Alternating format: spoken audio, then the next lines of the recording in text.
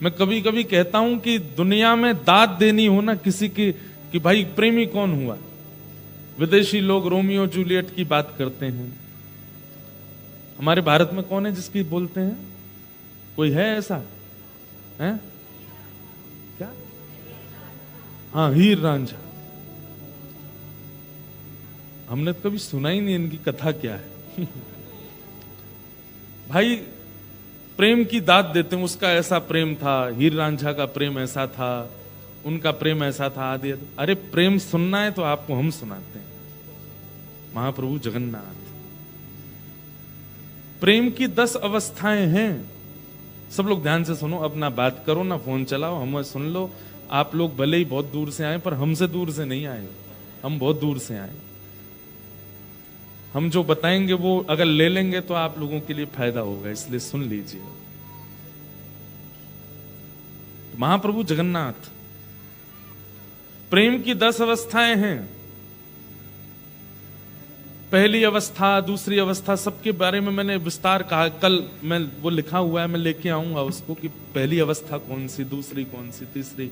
लेकिन 10वीं अवस्था क्या है वो सुनो, कि अपने प्रियतम की याद में, अपने प्रेमी की स्मृति में एक प्रेमी इतना व्याकुल हो गया, इतना व्याकुल हो गया कि उसके हाथ पिघल गए, उसका मुख पिघल गया, उसके पैर पिघल गए, उसका सर्वांगीण अंग पिघल गया। ये स्थिति हमारी हो सकती है कभी ना? ज्यादा से ज्यादा आत्महत्या कर लेंगे, और आत्महत्या प्रेमी की नहीं होती है, ये बात निश्चित मान लीजिएगा, जिद्दी की होती है। किसकी होती है? जिद्दी की। प्रेम का स्वरूप ये है ही नहीं कि तुम मिलो नहीं तो हम ऐसा कर लेंगे, ये प्रेम नहीं है। गोपियों से सीखो। श्री कृष्ण मथुरा चले गए लेकिन एक गोपी ने भी प्राण नहीं त्यागे।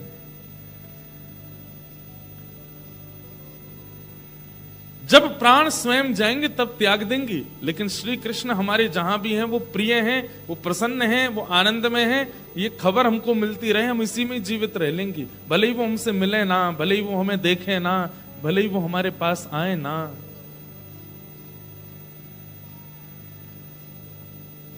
फिर भी श्री कृष्ण की याद करके प्रसन्न रहती हैं गोपियां। लेकिन गोपियों से भी आगे निकल गए ठाकुर जी।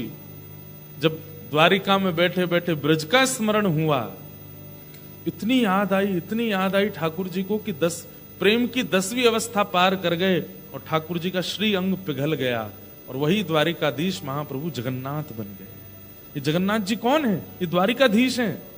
बीच में सुभद्रा जी हैं, इस तरफ बलराम जी हैं। ये तीनों ब्रज की याद में इतने व्याकुल हो गए कि इनका शरीर पिघल गया और महाप्रभु जगन्नाथ प्रकट हो गए। हम आप सब लोग प्रेम की उस प्रथम अवस्था का स्पर्श भी नहीं कर पाते जिस 10वीं अवस्था में महाप्रभु जगन्नाथ है।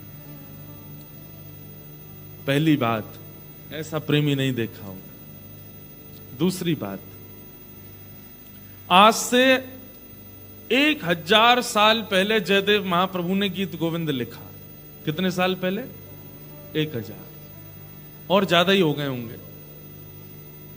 1000 साल पहले गीत गोविंद लिखा गया और वो जैसे ही महाप्रभु जी को निवेदित किया गया, तब से आज तक महाप्रभु जी का नियम है, गीत गोविंद को गले से लगा के सोते हैं।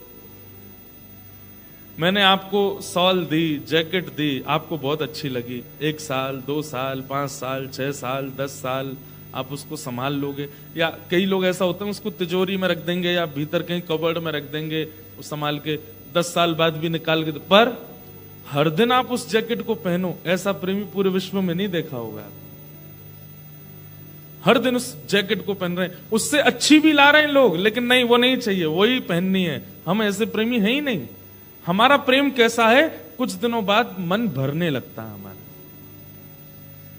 धीरे धीरे फिर वो उस स्थिति से हम आगे निकल जाते हैं, अब वो कम प्रिय लगता है।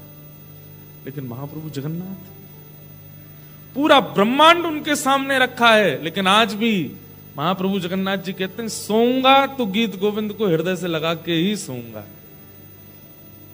कोई कुछ लेकर के आवे, कोई कुछ प्रस्तुत करे, महाप्रभु जी कहते नहीं, 1000, अरे ठाकुर जी बहुत पुराना हो गया वो, बोले कितना भी पुराना हो मुझे बहुत प्रिय है, वही लेके आओ। आज भी महाप्रभु जगन्नाथ गीत गोविंद को हृदय से लगा के सुनते है कोई ऐसा प्रेमी?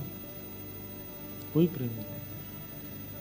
वर्णन आता है कि जयदेव महाप्रभु की इतनी ख्याति हो गई थी कि उस समय पे किसी और व्यक्ति ने गीत गोविंद रेप्लिका लिखा, एक और कॉपी लिखी गीत गोविंद की।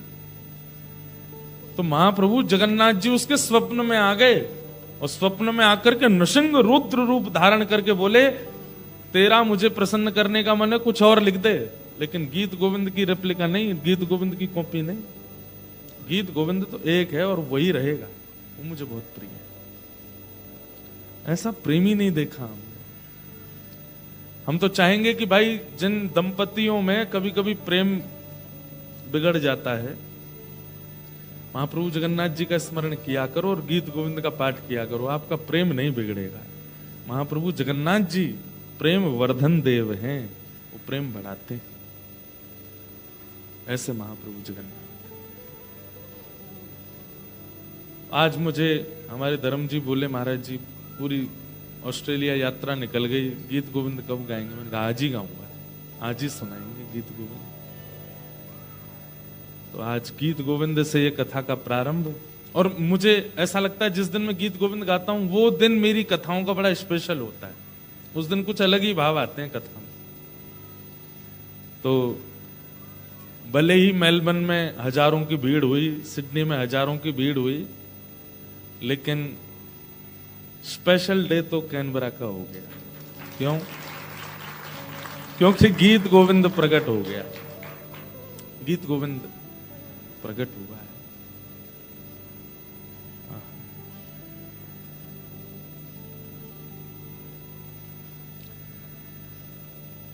सोच रहे थे आज कि हम क्या बोलें, किस भाव को सुनाएं। तब बहुत पहले एक बार मैंने अपने बाल्यकाल में जब मैं प्रैक्टिस करता था, तब दशकम धर्म लक्षणम, 10 लक्षणों पर एक बार मैंने प्रवचन किया था। तो आज वही मेरे को स्मृति में आए कि आज यहां वही सुनाए जाएं। आप लोग ऑस्ट्रेलिया में रहते हैं, भारत से इतनी दूर रहते हैं, विपरीत अवस्था में रहते हैं, विपरीत लोगों के बीच में रहते हैं, विपरीत हवा, विपरीत स्वभाव, विपरीत सब कुछ है आपके लिए। कल मुझे 1-2 वैष्णवों ने निवेदन किया, बोले महाराज जी यहाँ पे ऐसे ऐसे लोग भी हैं, नाम जप भी करते हैं और ठाकुर जी की सेवा भी करते हैं, लेकिन प्याज लहसुन अंडा खाने में परहेज नहीं करते, मांस मदिरा छोड़ देते हैं पर उनको खा लेते हैं। वो कहते हैं अब क्या करें, कितना बचेंगे? मैंने कहा देखो बचने वाला तो पूरा ही बच जाता है, लेकिन फिर भी आप लोग इतनी अव्यवस्था में रहते हो। शरीर की व्यवस्थाएं तो अच्छी हैं यहाँ पे, पर अंतरात्मा की व्यवस्थाएं नहीं है यहाँ पे, इसलिए इतनी अव्यवस्था में रहते हैं। इसलिए हम आपको 10 सूत्र बता के जा रहे हैं। 5 आज बताएंगे, 5 कल बताएंगे। हो सके तो इनको नोट डाउन कर लीजिएगा, दिमाग में फीड कर लीजिएगा और इनका पालन करने प्रारंभ कीजिएगा। बीच बीच में जैसे आप वन में जाते हैं तो कोयल की कुहुक आती है, मोरों की कुहुक आती है, ऐसी कथाओं में भी छोटे छोटे कोयल कुहुकती रहेंगी। ये छोटे छोटे मयूर जो हैं ये अपने नाद स्वरम के द्वारा आपको आनंदित करते रहेंगे। देखो ऐसा लगता है कि जैसे मानो मोर जो है वो छोटा हो गया हो, तो उसकी जो कुहुक है उसमें कुछ परिवर्तन आ गया हो। तो ये स्वर तो आते रहते हैं, इसकी हमको आदत हो गई है। बहुत ध्यान से सुनिएगा। धर्म के 10 लक्षण होते हैं। ये लक्षण यदि किसी के अंदर हैं तो ही वो व्यक्ति धार्मिक माना जाता है।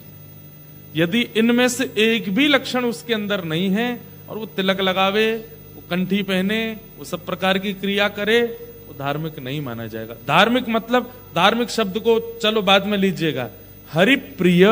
हरिप्रिय मतलब हरि को जो प्रिय है। ठीक है इनकी कुहुक अच्छी है, लेकिन फिर भी इनकी माताएं थोड़ा ध्यान दे लें, नए कुहुक कम करवा लें। उनको लगा महाराज जी ने खुली छूट तो दे दी, ले बेटा चिल्ला दे।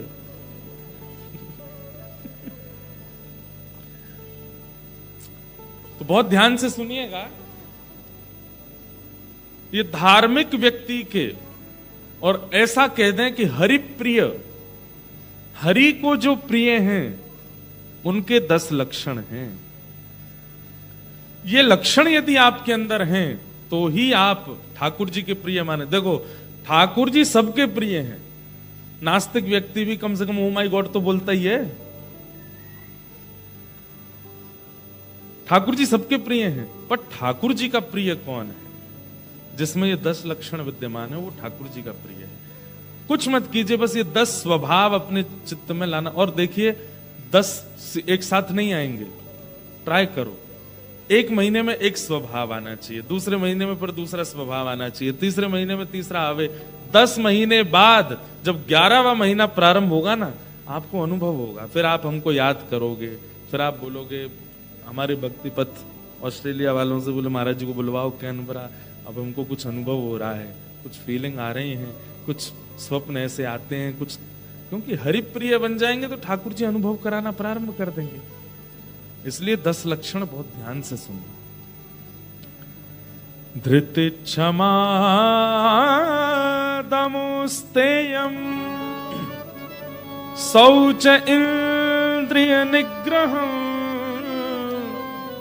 धीर विद्या सत्यम क्रोध दशकम धर्म लक्षणम। ये 10 लक्षण, इन्हीं 10 पे हम बात करेंगे। इन्हीं के बीच में कोई भक्त चरित्र, व्रज की लीला, जो भी आएगा मन में सुनाएंगे आप। फोन के नोट्स में लिख लीजिएगा। सबसे पहला लक्षण धृति, यानी कि धैर्य, सहनशीलता, जो कि दूर दूर तक नहीं है हमारे अंदर। पेशेंस, कितने इम्पेशेंस हैं हम लोग। किसी का पेशेंस लेवल चेक करना हो तो उसके अवगुण बता दो, उसको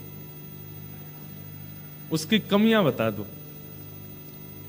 कोई कितना भी बढ़िया व्यक्ति क्यों ना हो, ठीक है, पार्लियामेंट में उसकी पूंछ है, यहाँ के एमपी से उसकी जानकारी है, बड़े बड़े जो है ऑस्ट्रेलियन गवर्नमेंट के लोग उससे मिलते रहते हैं, उस पर इतना बड़ा बंगला है, गाड़ी है, सब कुछ है, सारे गुणों से युक्त व्यक्ति ऐसा दिखाएगा मेरा तो बहुत सिस्टमेटिक जीवन जीता हूं, मैं सुबह 6 बजे उठ जाता हूं, उसके बाद मेडिटेशन करता हूं, योगा करता हूं, ध्यान करने के बाद में फिर मैं स्नान वगैरह करके फिर मैं सूप पीता हूं, ऐसे अल्प भोजन करता हूं, मिलेट्स खाता हूं, गेहूं तो मैं छूता ही नहीं हूं। कई लोग, मैं ऐसे मिलता हूं ना लोगों से,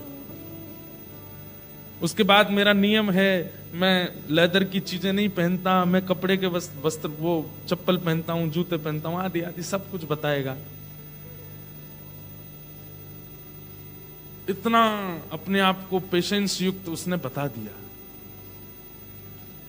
आपको केवल उसका एक अवगुण उसकी पत्नी से पूछ लो, या उसके किसी मित्र से कहीं से उसका एक अवगुण पता, क्योंकि इस संसार में चाहे महाराज जी हो, चाहे विधाता हो, चाहे कोई भी हो, परमात्मा के अलावा ब्रह्मा से लेकर के चैंटी तक एक भी ऐसा नहीं है जिसमें कोई अवगुण ना हो। सबके अंदर अवगुण है। और जैसे ही व्यक्ति आपका अवगुण आपके सामने बताता है, तुरंत पेशेंस लेवल चेक हो जाता है, कैसा पेशेंस है। भैया बहुत अच्छी बात है, तुम सब कुछ है, लेकिन पता नहीं क्यों हमको तुम्हारे मुख से ना बड़ी चतुराई दिखते, चतुर हो तुम भीतर से, थोड़े चंट चालू से लगते हो हमको, स्पष्ट बोल। कई लोग होते हैं ना, हम तो जो होता मुंह पे बोल देते हैं, ऐसे लोग कभी किसी की सच्चाई बता दो, तुम तो ऐसे दिखते हो हमको, चेहरे का रंग बदल जाएगा, कहने का ढंग बदल जाएगा, मुखमंडल पे जितना ग्लो था ना सब लाल पड़ जाएगा। मेरी सच्चाई कैसे बता दी? पेशेंस का मतलब ये नहीं होता कि आप सह रहे हैं, कोई आपको सुना रहा है आप सह रहे हैं, भूख लग रही है भोजन नहीं मिल रहा आप सह रहे हैं। पेशेंस का मतलब होता है कोई आपके अवगुण बोल जाए और आप नेत्र बंद करके स्वीकार करके उस अवगुण को मान लें कि हाँ ये अवगुण मुझ में है और मुझे इस पर काम करना है। ये पेशेंस होता है। पेशेंस का मतलब स्थिरता नहीं होती, वह भी है पर वो करना इतना मुश्किल नहीं है। धृति, पेशेंस, ये पहला लक्षण है। 10 लक्षण सुन लीजिएगा, लेकिन वही बात है ना कि आप आगे के लक्षण सुनोगे तो ये वाला तो मुझ में है। पेशेंस भले ही नहीं है, पर ये वाला तो मुझ में है। वही बात हो गई ना कि 10 सिड्डी हैं, 5वीं पे तो चढ़ जाऊंगा, पहले नहीं चढ़ पाऊंगा। ये कोई बात है? आपको जो ये लग रहा है ना कि आप 5वीं पे चढ़ गए हो, वो गलत फीलिंग आ रही है आपको। आप पहली नहीं चढ़ोगे तो 5वीं तक नहीं पहुंच सकते। वो केवल ऐसा कह लें कि वो केवल आपको लगता है कि वो आप उसमें निपुण हो, लेकिन आप उसमें निपुण हो नहीं, क्योंकि पहला नहीं होगा तो दूसरे पर नहीं, दूसरा नहीं तो तीसरा नहीं, तीसरा नहीं तो 5वां भी नहीं। इसलिए सबसे पहले पेशेंस। आज तक आप अपने शंकर जी की पूजा करते थे, महादेव की पूजा करते, ठाकुर जी की पूजा करते, गुरुदेव के द्वारा नाम जप करते, सूर्य अर्घ देते, सबके पीछे जो भी भावनाएं थी आपकी, जो भी कामनाएं थी आपकी, सबको एक तरफ कीजिए। कल से जो भी कुछ करेंगे उसके पहले सबसे पहले, हे ठाकुर जी मुझे धैर्यवान बनाओ, मेरे अंदर धैर्य आ जाए। आप अनुभव करेंगे कि ये 10 लक्षण अगर आपके अंदर आ गए ना, तो जितनी भी संसार की बाकी की वस्तुएं हैं, या जो भी आपकी इच्छाएं हैं, या जो भी मस्तिष्क में आपके कंफ्यूजन चल रहा है, जो भी कुछ है, सब कुछ व्यवस्थित होने लग जाएगा। तो सबसे पहले धैर्य। एक पक्षी होता है गौरैया, एक बार गूगल करके देखना उसको इंग्लिश में क्या बोलते हैं गौरैया पक्षी को। स्पैरो, स्पैरो तो हो गया, अच्छा गौरैया छोटा सा होता है स्पैरो। एक कथा मैंने पढ़ी थी कहीं पे कि एक गौरैया पक्षी था, वो समुद्र के तट पर एक पेड़ पर छोटे से घोंसले में रहता था। गौरैया पक्षी मादा पक्षी थी, उसके छोटे छोटे अंडे थे घोंसले में। तो वो कभी कभी जाती थी उड़ करके, दाना आना चुग करके आती थी, शाम तक आकर के फिर अपने घोंसले में बैठती थी। आज जो भी था वो पा लेती थी, घोंसलों की अपनी देखभाल करती थी। वो बड़ी प्रसन्न थी, अब तो इतने दिन और रह गए, फिर मेरे अंडे खुलेंगे, इनमें से छोटे छोटे बच्चे निकलेंगे। हर माँ को एक प्रसन्नता रहती है, ऐसी जीवों को भी रहती है। वो प्रतीक्षा कर रही थी बस कि उसके जो घोंसले में अंडे हैं उनमें से बालक बाहर आएंगे। इतने में पता नहीं क्या हुआ कि एक ज्वार भाटा समुद्र में आया, जोर की लहर आई, और गौरैया गई हुई थी कहीं दाना चुगने के लिए, और उस लहर में पेड़ से वो घोंसला जो है वो बह करके समुद्र के अंदर चला गया। गौरैया पक्षी जब लौट करके आई तो उसने देखा कि उसका घोंसला नहीं है।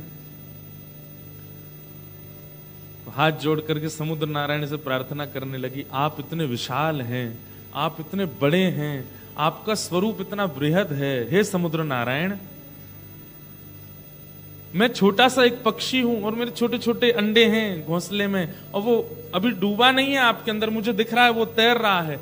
आप कृपा करके एक ऐसी लहर लेके आओ ना कि ये घोंसला बाहर कर दो, मेरे बालक मुझे वापस कर दो। मुझे पता है कि ये बहुत बड़ी बात मांग रही हूं मैं आपसे, लेकिन आप यदि ये कर देंगे तो इसमें आपकी महानता है कि एक छोटे से पक्षी की आप बात सुन रहे हो। तो समुद्र नारायण प्रकट हो गए, समुद्र भगवान प्रकट हो गए, प्रकट होकर के जोर से हंसने लगे। हंस करके बोले, तुमने बोलने से पहले एक बार भी नहीं सोचा कि तुम किससे बोल रही हो? मैं समुद्र हूं, मेरा इतना विशाल रूप है, मैं इतना बड़ा हूं, मुझे फुर्सत नहीं है, और तुम छोटी सी पक्षी मेरे से कह रही हो घोंसला वापस कर दो। मतलब तुम सोच भी कैसे सकती हो ऐसा मुझसे बोलना? बोले, मुझे लगा कि आप इतने विशाल हैं तो आपका हृदय भी विशाल होगा, इसलिए बोल रही हूं। बोले, लौट जाओ, मुझ पर समय नहीं है, ये छोटी छोटी काम करने लग गया तो कितने लोग आ जाएंगे मेरे पास, हमारा ये कर दो, हमारा ये कर दो। लाखों करोड़ों की तादाद में मछलियां रहती हैं, वो सब कभी कभी बोलने लगेंगे हमारी ये बात मान जाओ। ऐसे थोड़ी होता है, स्तर पर बात की जाती है। थोड़ा अभिमान से समुद्र ने प्रत्युत्तर दिया। ध्यान से सुनना। गौरैया पक्षी ने बहुत प्रयास किए कि आप मान जाओ, नहीं माने। तो गौरैया पक्षी बोली, देखो आप नहीं मानोगे तो मैं आपको सुखा दूंगी। समुद्र नारायण बोले, तुम सुखाओगी मुझे? बोले हाँ। कितनी सी हो तुम? एक लहर में तुम्हारे परखच्चे उड़ जाएंगे सारे, दिखोगे नहीं, अस्तित्व खत्म हो जाएगा। मुझे सुखाओगी तुम? बोले मैं सुखा दूंगी। कैसे सुखाओगी? तो गौरैया पक्षी छोटी सी गई और अपनी चोंच खोल के समुद्र का जल मुख में भरा और दूर जाकर के एक जगह खला दिया। बोले ऐसे मैं पूरे जल को खला दूंगी, दूसरी तरफ तुमको सुखा दूंगी। समुद्र बोले वाह बहुत बढ़िया, करो, लगो। समुद्र नारायण तो हंस करके चले गए, लेकिन वो गौरैया पक्षी लगी मुख में जल भरे, दूर फेंके, फिर भरे, फिर फेंके, फिर भरे, फिर फेंके। उसको देख करके दो चार गौरैया पक्षी और लगे। बोले बताओ ये इतनी सी है, समुद्र को कम करने के लिए इसने ये बेड़ा उठाया, हो नहीं सकता हम जानते हैं, पर ये कर तो रही है फिर भी। और धैर्यता के साथ सब लगे हैं कार्य को करने में। गौरैया पक्षियों को देख करके अन्य पक्षी प्रजातियों ने सोचा जब ये लग रहे हैं तो हम क्यों नहीं लगे। तोते भी आ गए, साथ में कोयल भी आ गए, कौवे भी आ गए, जितनी पक्षियों की प्रजाति, सबके मन में आया कि समुद्र सूख तो नहीं सकता, पर ये गौरैया जब हार नहीं मान रही है, इतने धैर्यवंत होकर के कर रही है, तो हम क्यों ना इसकी सहायता करें। सब लोग लग गए। देखते ही देखते पृथ्वी पर जितनी पक्षियों की प्रजाति है सब एक साथ इकट्ठे हो गए और किलोमीटरों अंदर तक समुद्र में केवल पक्षी ही पक्षी हैं। अपनी चोंच में जल भरते हैं और ले जाके बाहर फेंकते हैं। समुद्र हंस रहा है, बोल करो, तुमको पता है तुम एक क्षण में जितना जल लेकर के बाहर फेंकते हो उसका 1,00,000 गुना ज्यादा जल हर क्षण मुझ में आ भी रहा है, हजारों नदियों से। क्या कर लोगे इससे तुम? पक्षी सब बोले हम करते रहेंगे, चाहे तुम बिल्कुल कम ना हो, धैर्य नहीं छोड़ेंगे। आकाश मार्ग में भूचाल आ गया, सारे पक्षी पृथ्वी से एक जगह इकट्ठे हो गए, समुद्र को हल्का करने में लगे। खबर पहुंची नारद जी के पास। नारद जी महाराज ने आकाश से देखा तो किलोमीटरों अंदर तक पक्षी पक्षी पक्षी पक्षी समुद्र के ऊपर हैं, चोंच में जल भरते हैं, किनारे पर ले जाके फेंकते हैं। एक जगह तालाब जैसा बन गया है समुद्र का।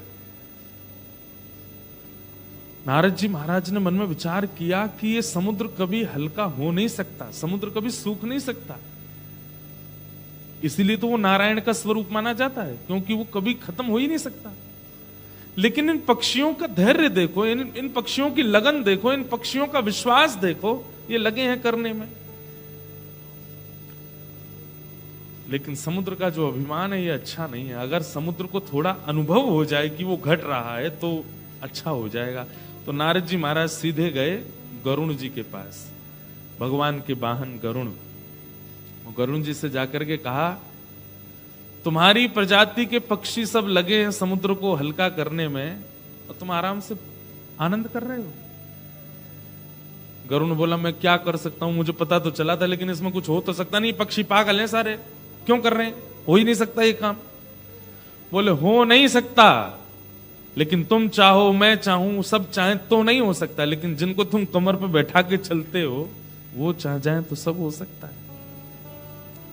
अपनी पक्षियों की एक बार पक्षधर बन जाओ, कह दो उनसे, और सुखाए ना समुद्र को, लेकिन समुद्र को अनुभव तो करा दें कि वो भी सूख सकता है। गरुण जी बोले ठीक है, मैं रात में जब ठाकुर जी शयन कर रहे थे, शयन करते हुए ठाकुर जी के चरण दबा रहे थे गरुण जी, और चरण दबाते दबाते दबाते दबाते गरुण जी ने अपने मन की बात कही। बात सुनकर के ठाकुर जी बोले मुझे दृश्य दिखाओ। जैसे दृश्य देखा ठाकुर जी बोले एक छोटे से गौरैया पक्षी के पीछे ये करोड़ों पक्षी लगे हैं समुद्र को सुखाने। बोले हाँ जी, और बोले घोंसले के लिए। घोंसला नहीं लौटाया समुद्र ने, हंस करके कह दिया छोटे छोटे लोगों की बात नहीं मानूंगा मैं। ठाकुर जी बोले ये तो अभिमान अच्छा नहीं है। तो बोले भगवान हम आपसे एक बात चाहते हैं, दुनिया का कोई भी व्यक्ति चाहे तो समुद्र नहीं सूख सकता, लेकिन आप चाह जाओ तो हो जाएगा। बोले समुद्र अगर सुखा दिया तो नूतन प्रलय हो जाएगा। बोले सुखाइए मत, पर समुद्र को अनुभव करा दीजिए कि वो भी सूख सकता है। ठाकुर जी बोले ठीक है। तुरंत भगवान ने अपने सुदर्शन चक्र को आज्ञा की, हे सुदर्शन नारायण, 12 सूर्य 12 सूर्यों के समान तपायमान हो जाओ तुम, और जाकर के समुद्र के ऊपर द्रुत गति से दौड़ने लगो। तो एक तो सुदर्शन चक्र, वो पहले ही महाज्वाला, सुदर्शन महाज्वाला, महाज्वाला है, अग्नि वहीं से प्रकट होती है भगवान के सुदर्शन से। और उनको भी ठाकुर जी ने कहा कि तुम 12 सूर्यों के समान, एक सूर्य का ताप नहीं सह पाते हम लोग। और आपके ऑस्ट्रेलिया में तो वैसे ही बताते हैं कि यहाँ ओजोन लेयर में कुछ है डिफेक्ट। ऐसे सूर्य का प्रकाश आता है कि लोगों को स्किन कैंसर हो जाता है, स्किन की बीमारी हो, मतलब अगर ओजोन लेयर नहीं हो तो सूर्य की डायरेक्ट रेज हम सहन भी नहीं कर सकते, जबकि करोड़ों किलोमीटर दूर है हमसे। ऐसे एक सूर्य की ताप नहीं सहन कर पाते, ऐसे 12 सूर्यों के समान तपायमान हो गए कौन? सुदर्शन जी। एक सूर्य तो आकाश में था, लेकिन तभी समुद्र नारायण ने देखा ये दूसरा सूर्य कहां से आ रहा है। और वो जैसे जैसे पृथ्वी के समीप आने लगा, द्रुत गति से सारा पानी उड़ने लगा आकाश की ओर, किनारे छोड़ने लगा, समुद्र धीरे धीरे भीतर जाने लगा, मछलियां मरने लगी। मतलब चंद सेकंडों में किलोमीटरों भीतर चला गया समुद्र। उसी समय समुद्र नारायण प्रकट हो गए, सुदर्शन भगवान से प्रार्थना की, बोल भगवान मुझे मत मारिए, आप क्या कर रहे हैं, प्रलय हो जाएगा। बोले तुमने अभिमान कैसे किया कि तुमको कोई सुखा नहीं सकता। बोले आपको किसने भेजा? बोले मुझे भगवान ने भेजा। बोले किसकी सहायता के लिए भेजा? बोले गौरैया की सहायता के लिए भेजा, तुमको सुखाने की आज्ञा की। अरे भगवान मुझे मत सुखाइए, आज्ञा कीजिए, आज के बाद ऐसा मान नहीं करूंगा, मुझे क्या सेवा करनी है। बोले घोंसला ले जा करके सप्रेम सहर्ष गौरैया को दे दो। वही विशाल समुद्र छोटे से घोंसले को लेकर के आए और गौरैया के चरणों में धर दिया। एक छोटी सी गौरैया के लिए समुद्र सूखने की स्थिति में आ गया। किसके प्रभाव से? केवल धैर्य, धैर्य की ताकत। बंधुओं, आज की तारीख में वही धैर्य शून्य के समान है हमारे चित्त में।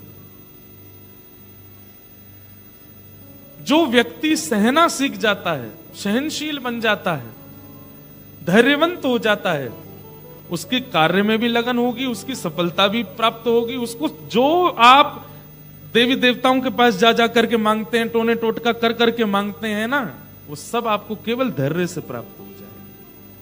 लेकिन वही हम धारण नहीं करते। धैर्य धारण करो। धत्ते धैर्यम तु यो धीमन, श्रीमद् भागवत जी में आज्ञा करते हैं कि धैर्य धारण करो। तो हरिप्रिय यदि बनना है, तो हरिप्रिय बनने के लिए जो 10 लक्षण हैं, उनमें सबसे पहला लक्षण क्या है? धैर्य is equal to patience. Surdas ji महाराज भगवान के परम भक्त, जिनके अंदर सारे गुण हैं, लेकिन तब भी ठाकुर जी के सामने खड़े होकर के कहते हैं, मौसम कौन कुटिल खल का, मौसम कौन कुटिल खल का, मौसम कौन कुटिल खल खाए, मौसम कौन कुटिल खल खाए। जो तन दियो ताहि बिसरायो, जो तन दियो ताहि बिसरायो, ऐसो नमक हरामी मौसम, ऐसो नमक हरामी मौसम, कौन कुटिल खल कामी मौसम, कौन कुटिल खल। ये बात क्यों कह रहे हैं हम? सूरदास जी जैसा कोई कामी, अरे काम उनको स्पर्श नहीं करता दूर दूर तक, कुटिलता दूर दूर तक नहीं है सूरदास जी में, लेकिन फिर भी वो स्वीकार करते हैं कि मैं कुटिल हूं, मैं कामी हूं, मैं क्रोधी हूं, मैं लोभी हूं, और हम सब हैं, फिर भी स्वीकार नहीं करते। हमारे अंदर सारे अवगुण हैं। कथा में जब वक्ता बताते हैं ना कामी व्यक्ति के लक्षण, क्रोधी के लक्षण, तो लोग बाग चर्चा करते हैं, ये हमारे पड़ोस में एक रहता, उसमें ऐसा ही है, वो ऐसा ही है। हमारे एक दूर के फूफा जी हैं, उनमें यही वाला लक्षण है, और तुम में, हम तो परम पवित्रम, हम में कुछ नहीं। भैया जैसे रोज शीशा देखते हैं ना, तो शीशा में अपने आप को देख करके अपने बाल ठीक कर लेते हैं, अपनी आंखें ठीक कर लेते हैं, अपने गाल ठीक कर लेते हैं, अपने वस्त्र ठीक कर लेते हैं, फिर हम निकलते हैं। ऐसे ही ये सत्संग जो है ना, ये कथा जो है ना, ये गुरुवाणी जो है ना, ये क्या है? ये दर्पण है, ये आपके अंदर की स्थिति दिखाती है। यहां देख करके स्वीकार किया करो और उसमें परिवर्तन करने की इच्छा लाया करो। तो हरि प्रिय यदि बनना है, ठाकुर जी का प्रिय यदि बनना है, तो सबसे पहला लक्षण क्या है? धैर्य। किसमें धैर्य नहीं था? मुझे एक नाम बता दीजिए आप कि इसने बिल्कुल धैर्य नहीं था और इसको ठाकुर जी मिल गए। मीराबाई। कितनी प्रतीक्षा की मीराबाई ने, पता है आपको? कल ही मैं बता रहा था सिडनी में, एक दिन प्रतीक्षा करी, 1 महीना, 1 साल, 1 जन्म, 2 जन्म नहीं, 1 युग। कितने? 1 युग। द्वापर में ठाकुर जी ने कहा था कि मैं तुमको मिलूंगा, जब ये माधवी नाम की गोपी थी। और कब जाके मिले ठाकुर जी? कलयुग में, जब ये मीरा बन करके है, तब ठाकुर जी मिले। 1 युग तक ठाकुर जी ने प्रतीक्षा करवाई, और प्रतीक्षा वही कर सकता है जिसमें धैर्य हो। सबरी के गुरु जी चरण दबा रही थी। सबरी अपने गुरुदेव से कहती है कि मुझे सबने तुच्छ ही समझा, मुझे आज तक सबने बुरा भला ही कहा गुरुदेव, तो अब तो मुझे ऐसा लगने लगा है कि जो लोग मेरे बारे में बोलते हैं मैं वैसी ही हूं क्या? मुझे कभी ठाकुर जी नहीं मिलेंगे। गुरुदेव कह गए थे, बोले सबरी तू बस प्रतीक्षा कर, ठाकुर जी मिलेंगे। बंधुओं, कितने साल प्रतीक्षा की सबरी ने। हम आप सब लोग तो प्रतीक्षा ही नहीं कर पाते। इस बार हम एडिलेड नहीं जा पाए। एडिलेड से इतने फोन आए, मेरे को लगता है मेलबर्न, सिडनी, सब जगह के फेल हो जाते, इतने वैष्णव हैं एडिलेड में। एक ज्यादातर सिडनी आ गए, मेलबर्न आ गए लोग कथा सुनने एडिलेड से। तो एक व्यक्ति मुझसे आके बोला, महाराज जी अगले साल आओगे ना? मैंने कहा हाँ देखेंगे गिरधर। अगली साल अगर आप नहीं आए तो मैं वचन ले लूंगा, मैंने क्या आपकी कथा ही सुनना बंद कर दूंगा, क्योंकि सुनेंगे तो तड़पेंगे और आप आओगे नहीं। तो मैंने कि भाई तू 1 साल में इतनी हो जाएगी तेरी स्थिति। सबरी को तो छोड़ देने चाहिए थे राम जी। राम जी ने 500 साल लगाए सबरी को दर्शन देने में, और इतने दिन तक हर दिन एवरी डे, 2-3 दिन नहीं, एवरी डे। सबरी का नियम क्या है? रोज जाती है और वन से जाके पुष्प तोड़ के लाती है।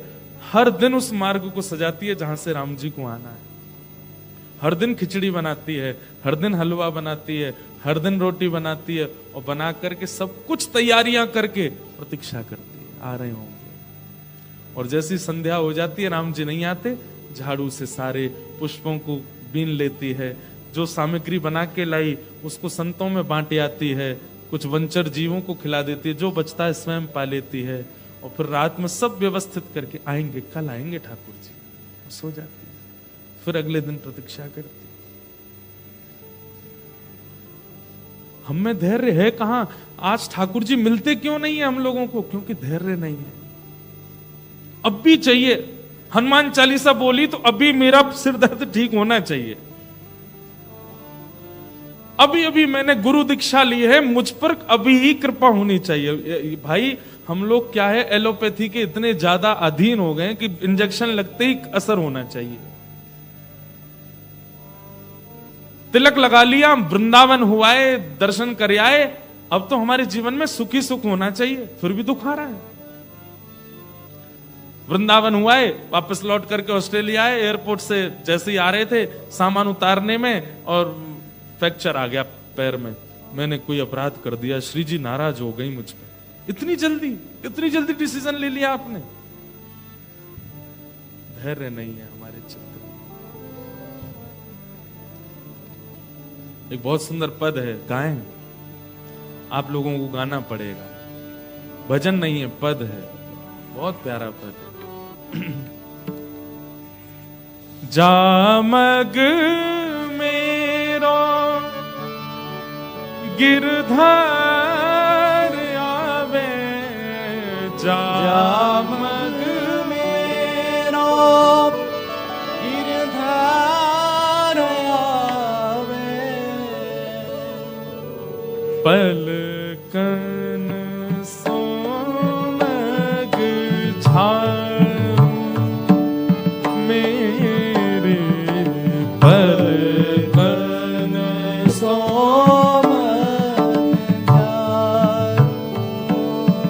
समझ में आ रहा है? ब्रज भाषा में है, पलकन सो मग झाड़ू। जैसे आपके घर कोई आते हैं तो आप पूरे, आजकल लोग क्या करते हैं, वो लैंप लगा देते हैं, उस मार्ग को साफ कर देते हैं, झाड़ू लगा देते हैं, पोंछा कर देते हैं। कोई संत आवे, कोई रसिक आवे, पुष्प बिछा देते हैं, बहारों फूल बरसाओ मेरा महबूबा है। बारात जब जाती है तब भारत में देखने लायक मंजर होता है। दुल्हा जब घोड़ी पर बैठ करके जाता है, सेहरा वेरा बांध करके, क्या कैसा भी हो बेचारा, काना भेड़ा काला जैसा भी हो, लेकिन जब बारात निकलती है तो देखो क्या चारों तरफ लैंप चल रही हैं, वो क्या बोलते हैं, अनार दाने फूट रहे हैं।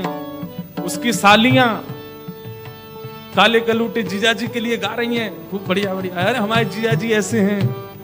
अब कोई काला व्यक्ति बुरा नहीं मानना, हमारे ठाकुर जी कारे हैं, श्री कृष्ण भी तो कारे हैं। एक बात याद आई, जब रुक्मणी जी का ठाकुर जी से विवाह होना था ना, तो ठाकुर जी तो पहले हरण करके ले गए रुक्मणी जी को। तो रुक्मणी जी ने पहले ही बता दिया था ठाकुर जी को, जब बाद में सुलह हो गई कि नहीं हम बारात लेके आएंगे, विधिवत विवाह करेंगे, ये भागदौड़ करके विवाह नहीं होगा। तो रुक्मणी जी बोली आप बारात लेके कौंडिन्यपुर आ तो जाइएगा, लेकिन कोई उम्मीद मत रखिएगा। क्यों? हमारे कौंडिन्यपुर में आपको कोई पसंद नहीं करता। ठाकुर जी से बोले क्यों? बोले सब मुझे यही बोलते रहते हैं, बोले तुमने कैसे से ब्याह कर रही हो काला। दूसरी बात कहते हैं कैसे से ब्याह कर रही हो, 3 जगह से टेढ़ा।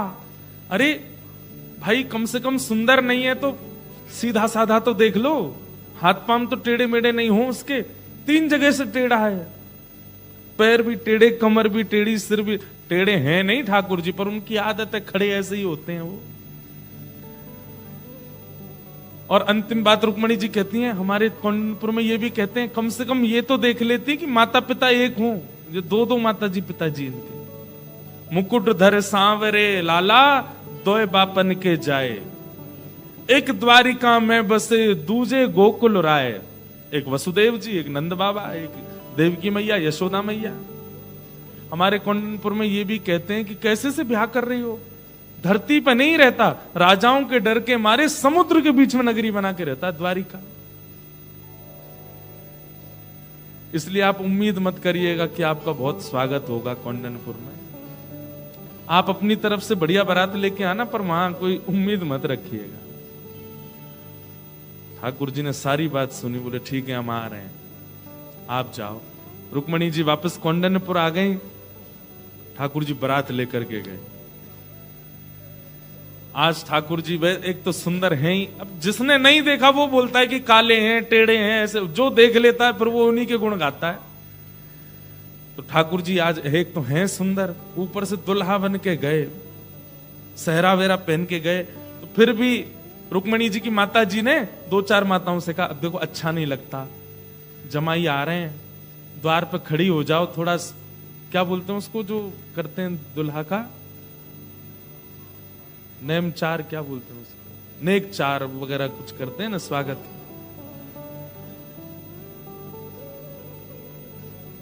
दो चार माताएं तो चली जाओ बाहर, पुष्प वर्षा कर देना। तो जो माताएं बाहर गई ना वो भी मुरझे हुए फूल लेके गई। बोले कार्य पे क्या डालना है, ऐसे डाल देंगे, अब खाना पूर्ति तो करनी है। मतलब किसी का मन था ही नहीं कि रुक्मणी जी का विवाह कृष्ण से हो। बारात आई, सब यदुवंशी नाच रहे हैं। अब यदुवंशी तो सब सुंदर, लोग बात करें, बोले यदुवंशी तो सब सुंदर हैं, बोले यही सुंदर हैं, वो सुंदर नहीं है, काला है, हमने सुना है काला है, ऐसा है वैसा है। लेकिन जैसे ही ठाकुर जी आए घोड़ी पे बैठ करके, त्रिभुवन कमनम तमाल वर्णम रविकर गौरवरांबरम दधाने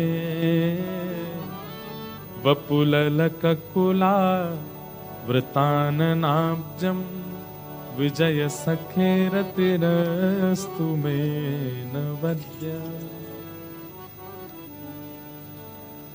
नियम ऐसा है कि जब बारात आती है तो माताएं गारी गाती हैं, जमाई को गालियां देती हैं, वो सगुन होता है गारी सुनाना। तो गारी गा रही थी बेमन से, तुम ऐसे हो, तुम वैसे हो, आदि आदि। इतने में कहा अरे बारात आ गई, देखो दुल्हा देख तो लें। अरे कहा देखना उसको, अरे देखो तो एक बार। जैसे ही उन्होंने ठाकुर जी को देखा, हमारे ठाकुर जी एक तो सीधे सीधे दिख जाएं तो ठीक भी है, लेकिन ये जबरदस्ती ऐसे मुख करके तिरछी नजर से अगर देखें कटाक्ष नेत्रों से तो हालत ही खराब हो जाती है। जबरदस्ती उन गोपियों को ऐसे ही देख रहे हैं जो कौंडन्यपुर की इनकी सालियां बनने वाली हैं, उनको ऐसे ऐसे करके ये ऐसे कटाक्ष नेत्रों से देखें और ऐसे अपने नेत्रों को घुमावें। बस वो नेत्र देख करके सबकी जीभ पलट गई और जो गारी ठाकुर जी को देनी थी वो रुक्मणी जी के पिताजी को देने लगी, सब जो जमाई को देनी थी वो ससुर जी को देने लगी। और दौड़ करके सब बस किसी कोई पैर कहीं रख रही है, जा कहीं रही है, बोल कुछ रही है, निकल कुछ रहा है, ऐसी स्थिति सबकी हो गई। और सब दौड़ करके रुक्मणी जी के पास गई। बोले अरे रुक्मणी तेरे भाग्य की क्या था? बोले क्यों? बोले बारात आई, दुल्हा देखे हमने। अरे कौन के ये कारे हैं, कौन के ये ऐसे हैं, कौन के टेढ़े हैं? अरे ये वैसे कारे नहीं है, ये काले हैं तो ये कृपा है हमारे ऊपर, ये गोरे होते तो प्राणी निकल गए होते इनको देख के। ये सीधे नहीं है, ये कृपा है हमारे ऊपर। ये टेढ़े मेढ़े हैं, त्रिभंग बन करके खड़े हैं, ये लचक लचक के चलते हैं, ये कृपा है। अगर ये सीधे चलते तो गले काट काट करके न्योछावर कर देते इनके ऊपर। हमारे ब्रज में कहते हैं कृष्ण लला तुम होते लली तो गरे कट जाते करोड़न के।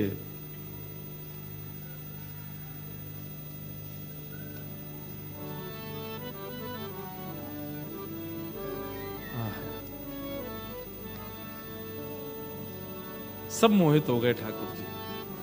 तो हम क्या बता रहे थे, कहां पहुंच गए? पलकन सोमग झारू मेरे पलकन सोमग झारू मेरी जामग गिरधार आवे जामग मेरो गिरधार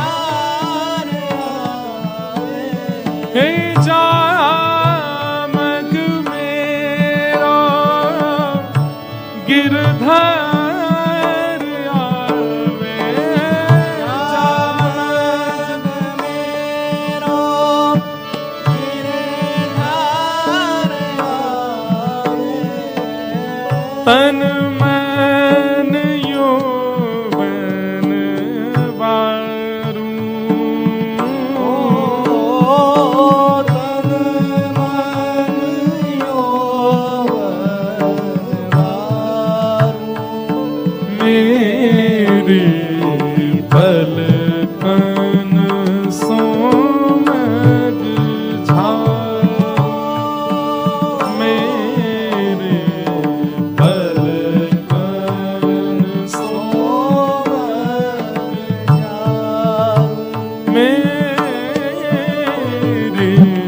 पलकन सोमग झारू। मेरी पलकन सोमग झारू। सेज सवारूं चमर डुराऊं। सेज सवारूं चमर डुराऊं।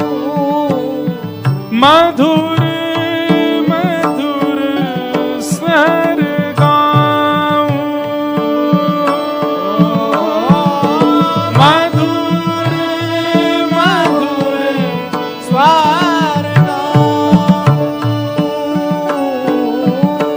हे रसिक प्रीतम प्रिय जो मिल मोहे।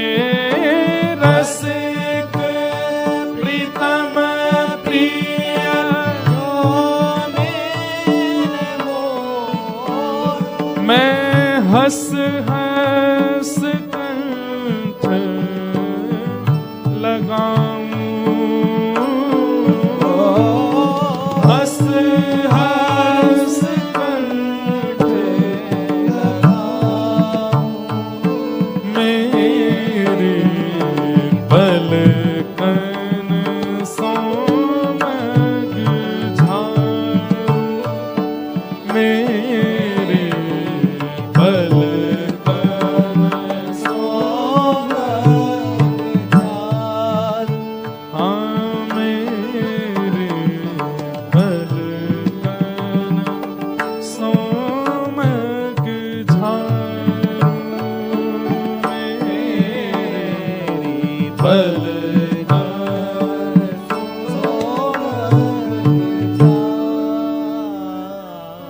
भगवत प्राप्ति के लिए सबसे पहला गहना है धैर्य।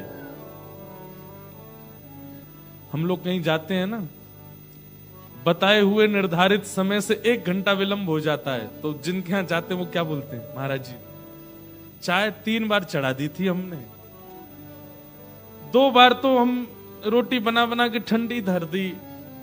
हमारे पड़ोसी हैं, वो इतनी बार आके चले गए, हमारे पतिदेव काम से आके चले गए। आप सबरी ने एक बार भी नहीं कहा ठाकुर जी से कि मैं इतने पुष्प बिछा चुकी, मैं इतनी बार हलवा बना चुकी, मैं इतनी बार, ये गिनती नहीं करवाता धैर्यवान व्यक्ति कि मैंने कितना धैर्य रखा।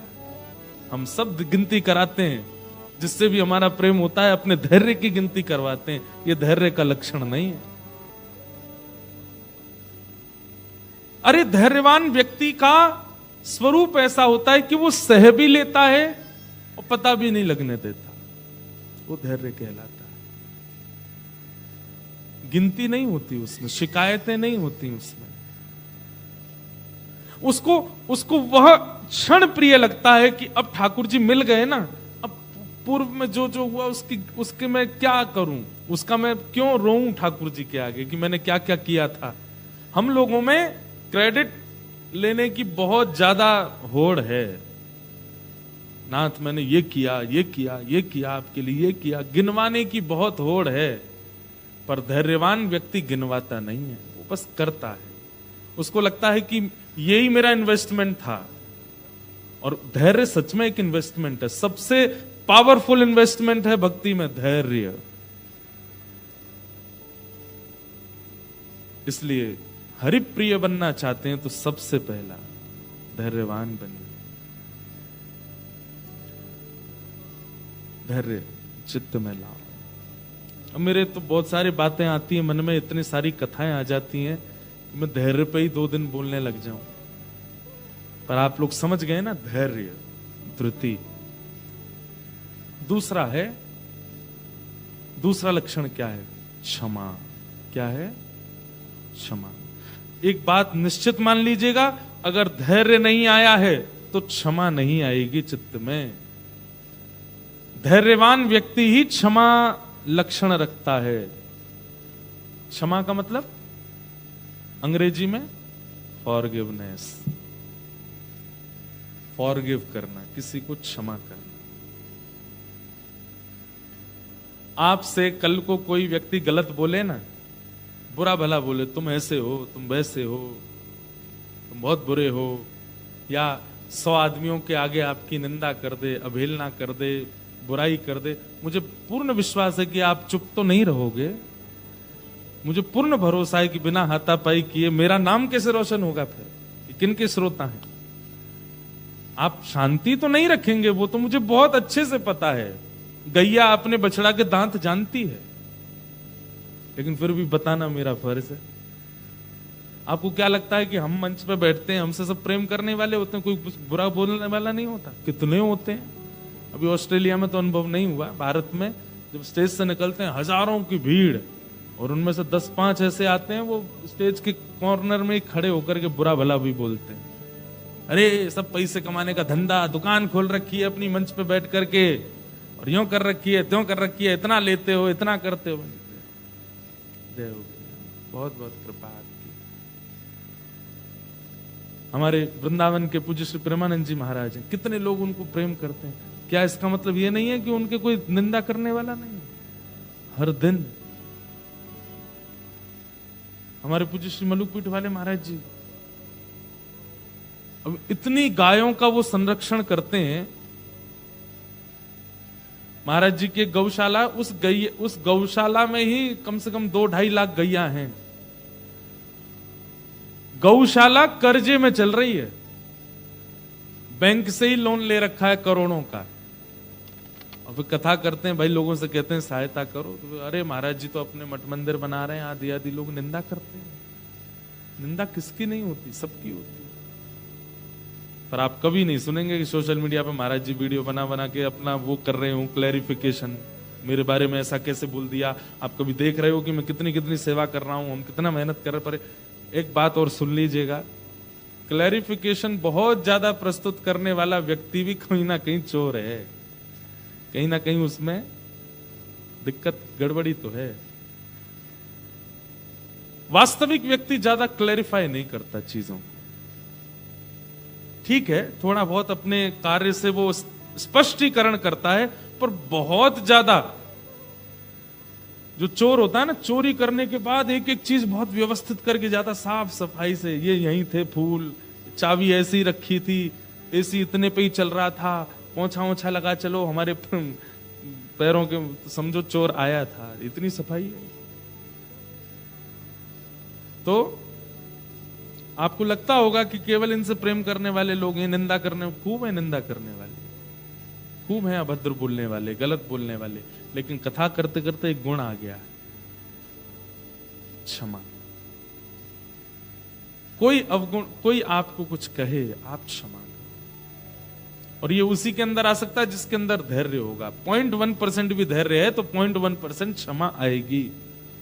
क्षमा। कई अपराध ऐसे हैं संसार में जिनके प्रति क्षमा नहीं होती।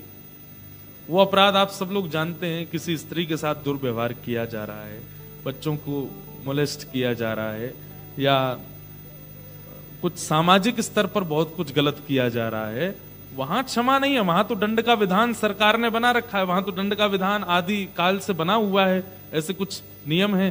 पर जहां पर आपके स्वयं के ईगो को हर्ट किया गया हो, इंटेंशनली आपको कहीं बदनाम करने की स्थिति लाई गई हो, जबरदस्ती आपके साथ में ऐसा कुछ आपकी रूपरेखा, आपकी छवि बिगाड़ने का प्रयास किया जा रहा हो, ऐसी जगह पर क्षमा। प्रत्युत्तर नहीं देना है, वहां क्षमा कीजिए। धैर्यवान व्यक्ति ही क्षमा कर सकता है। और आपको जानकर के आश्चर्य होगा, मैं कहता रहता हूं कथाओं में, इस संसार में अगर सबसे बड़ा दंड कोई है तो वो है क्षमा। सबसे बड़ा दंड है ये, क्योंकि आप तो व्यक्ति को क्षमा कर देते हैं, लेकिन प्रकृति में हर क्रिया भ्रमण करती रहती है। जैसे कि मैंने आपको बुरा बोला, तो मेरे द्वारा बुरा बोलना आकाश में गया, इस सराउंडिंग्स में घूमा। अब वो सराउंडिंग्स में मेरे द्वारा किया गया जो बुरा कर्म था, उसके रिवर्ट के लिए प्रकृति आ रही थी मुझको रिवर्ट देने के लिए, लेकिन प्रकृति देती उससे पहले आपने ही मुझे मार दिया, तो प्रकृति शांत हो जाए, अरे इसने बदला ले लिया, अब हमको कुछ नहीं करना, हिसाब बराबर हो गया। समझे बात को? लेकिन जैसे ही मैंने आपको कुछ अपशब्द कहा और आपने रिवर्ट में मुझको क्षमा कर दिया, तो फिर प्रकृति एक्टिव हो जाती है कि इसने बदला नहीं लिया, इसने कुछ रिवेंज नहीं किया, इसने बदले में क्षमा किया है, लेकिन इसको अपने किए का भोगना तो पड़ेगा। तो आपके बदले का जो दंड है वो प्रकृति देती है। प्रकृति मतलब पृथ्वी, अग्नि, जल, वायु, आकाश, ये पंच प्रकृति दंड देते हैं। प्रकृति इज इक्वल टू परमात्मा, फिर भगवान उसको दंड देते हैं। आपने क्षमा कर दिया, ठाकुर जी नहीं छोड़ेंगे उसको, बदला तो ठाकुर जी लेंगे। और एक बात सुनिएगा, माता जी पीट लें बहुत अच्छी बात है, अगर बात पिताजी पे आ जाती है ना तो 5 हाथ छपेंगे ही छपेंगे। आपने किसी के साथ बुरा किया, वो दंड दे दे इसकी याचना कर लेना। आज तक सोच लीजिए किसके साथ बुरा किया है, उसको कल ही मिल लेना, बोले भाई सुन, तू मुझे 4 सुना दे, अभी तू लड़ ले मेरे साथ, गुथ ले, तेरे को हाथापाई करनी वो भी कर ले, लेकिन तू कर ले, मुझे फ्री मत छोड़, क्योंकि तूने फ्री छोड़ा, अब मुझे को टेंशन है कि ठाकुर जी क्या करेंगे। क्योंकि ठाकुर जी जब परिवर्तन में आते हैं ना, ठाकुर जी जब लेने पर आते हैं बदला, तो वो कुछ ज्यादा ही तेज ले देते हैं। इसलिए दूसरा, क्षमा।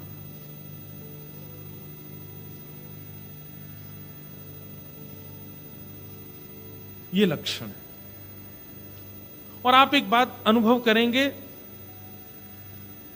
ये ऐसे ऐसे लक्षण हैं कि इनसे आपको मानसिक, बौद्धिक इतना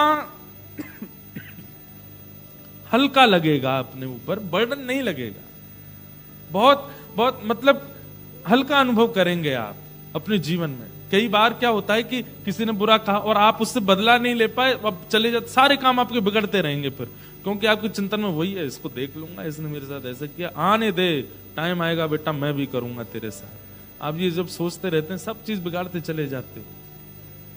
क्षमा कीजिए। सबसे बड़ा क्षमादानी कौन है पता? ये सारे लक्षण पता आपको किसमें मिलेंगे? ठाकुर जी में सारे लक्षण हैं। उनसे बड़ा क्षमाशील कौन होगा? मैं अपनी एक क्रिया बताऊं, हर बार अपने ठाकुर जी के सामने खड़े जब होता हूं ना, तब मैं स्वयं से पूछता हूं, क्या लायक था कि इन नेत्रों से इनको देख सकूं, इन कर्मों से, इन स्वभाव से, इस स्थिति से इनके सामने खड़ा हो सकूं? ये मेरी स्थिति है नहीं, फिर भी खड़ा हूं। क्यों? ये क्षमा करते हैं, ये सबको क्षमा करते हैं। हर दिन स्वयं से पूछिए, आज क्यों जीवित हैं हम? कर्म तो अच्छे नहीं है हमारे, क्योंकि ठाकुर जी क्षमा करते हैं, नजरअंदाज करते हैं। ठीक है, कोई बात नहीं, वो क्षमा कर रहे हैं तो ही हम जी रहे हैं। जिस दिन ठाकुर जी एक एक गलती का अगर दंड देने लग गए होते तो हम जी नहीं पाते, हमारी आयु बहुत कम होती, क्योंकि दंड अपराध करने तो हम 12, 13, 14, अब आजकल तो 12, 13 में ही शुरू हो जाते हैं अपराध, पहले 18 के बाद होते थे। अभी हम लोग जो इस सभागृह में बैठे, छोटे बच्चों को छोड़ के, हम आप सब लोग तो जीवित ही नहीं होते अगर ठाकुर जी हर क्रिया का दंड देने वाले होते तो। लेकिन हम सब खा रहे हैं, पी रहे हैं, और विशेष रूप से ऑस्ट्रेलिया में रह रहे हैं, डॉलर कमा रहे हैं, धुआंधार उड़ा रहे हैं, आनंद कर रहे हैं। इसका मतलब क्या है? क्षमा किया गया है अभी तक। तू दयालु दीन, तू दानी हो भिखारी, तू दयालु दीन। बहुत अच्छा पद है। दानी हो भिखारी। अच्छा, एक पता क्या है, हम बड़े मूडी वक्ता हैं। अभी जो यहाँ का मौसम है ना, वैसे सब लोग कहते हैं कैनबरा की ठंडी गंदी, कैनबरा का ठंडा ये। मुझे ठंड बहुत पसंद है, और उसमें भी ऐसा थोड़ा माहौल मिल जाता है ना, जहाँ सब ऐसे सॉल वॉल सी उड़ के बैठे हैं एक दूसरे के पास, बिल्कुल पिन ऑफ साइलेंस है। तो यहाँ मेरे भीतर के जो अच्छे अच्छे भाव जो मुझे लगते हैं वो प्रकट होने लगते हैं अपने आप ही। तो ये आपका सौभाग्य है कि ये सब भाव मुझे आ रहे हैं याद। बहुत अच्छा ये पद है। नाथ तू अनाथ को अनाथ कौन मोसो। नाथ तू अनाथ को अनाथ कौन मोसो। हे नाथ, आपको नाथ क्यों बोलते हैं? बद्रीनाथ, केदारनाथ, जगन्नाथ, द्वारिका नाथ, श्रीनाथ। ये नाथ शब्द का मतलब क्या होता है? नाथ शब्द का मतलब होता है स्वामी। नाथ शब्द का मतलब होता है रक्षक। नाथ शब्द का मतलब होता है पिता। आप किसके नाथ हो? बोले अनाथों का नाथ हूं। तो बोले नाथ, मुझसे बड़ा अनाथ कोई नहीं है, मेरा कोई नहीं है संसार में। ठीक है, आप लोग जॉइंट फैमिली में रहते हो, सब हैं आपके, पर हमारी एक बात मानेंगे? 6 महीने के लिए रिजाइन दे दो अपने काम से, कुछ मत करो, घर पड़े रहो। पत्नी को बोलो जाओ तुम काम करो, हम क्या आराम करेंगे हम। नहीं, 1.5 महीना में पत्नी कोई खलकने लग जाए, जाता नहीं है काम पे। पूरे दिन काम करो, फिर रात में आके रोटी तो बना दिया करो कम से कम। बच्चे ऑस्ट्रेलिया आ गए पढ़ने के लिए, लेकिन अब भी पिताजी पैसे ट्रांसफर करवा दो। अरे बेटा वहीं कमा ले, कुछ नहीं हो रहा, पढ़ाई भी करो काम भी करो, कैसे चलेगा? आप ही भेज दो। वहां से माता पिता को भी अखरने लग जाओगे। ठीक है, हम कोई बुराई नहीं कर रहे, माता पिता करते हैं, बहुत परिश्रम करके बेचारे बच्चों को पढ़ाते हैं, पैसे भेजते हैं, सब करते हैं। पति पत्नी आपस में एडजस्टमेंट करते हैं, कभी उसका काम नहीं है तो दूसरा संभालता है, दूसरे का नहीं। पर अगर ये लॉन्ग टर्म हो जाए ना, तो सह नहीं पाएगा दूसरा, तो फिर कौन है अपना? कोई भी नहीं। लेकिन आप चाहे करोड़पति हो जाओ, चाहे रोडपति हो जाओ, आपके लड्डू गोपाल आपको नहीं छोड़ेंगे। आप बहुत बड़े बंगले में रहने लग जाओ तो भी आपके संग रहेंगे, और आप किराए के मकान पर चले जाओ तो भी आपको नहीं छोड़ेंगे। वही है अपने, और कोई नहीं है। नाथ तू अनाथ को अनाथ कौन मोसो। नाथ तू अनाथ को अनाथ कौन मोसो। मो समान आरत नहीं, मो समान आरत नहीं। आरत मतलब पापी। मो समान आरत नहीं, मो समान आरत नहीं। आरत हर तो सो तू दयालु दीन हो, तू दानी हो भिखारी, तू दयालु दीन हो, तू दानी हो भिखारी, तू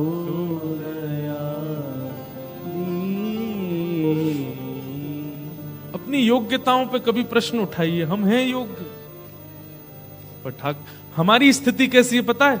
मुझे पसंद नहीं कि कोई व्यक्ति ऐसी बात बोले, और अगर वो व्यक्ति ऐसी बात बोल देता है तो कल से मैं अपने घर के द्वार बंद कर लेता हूं। इसको मेरे घर आने मत देना, ये ऐसी बातें बोलता है, ये ऐसे काम करता है। पर हम सब वो काम करते हैं जो ठाकुर जी को पसंद नहीं, पर कभी अपने द्वार बंद किए? कभी अपना मार्ग बंद किया, कभी अपने सत्संगों को बंद किया? कभी नहीं।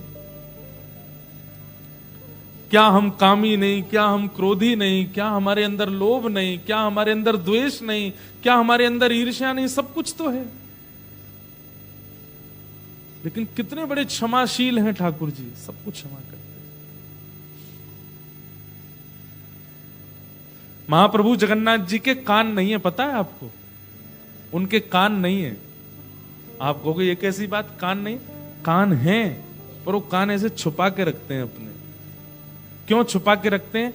बोले अगर कहीं दूर कोई मेरा भक्त मुझे पुकारे और मैं उसको कृपा करने के लिए जाऊं, तो मेरे जाने में ये बलभद्र सुभद्रा मुझको कहेंगे कहां जा रहे हो? अरे उसके यहां जा रहे हो, वो तो नीच है, वो तो ऐसा है, वो तो ऐसा है।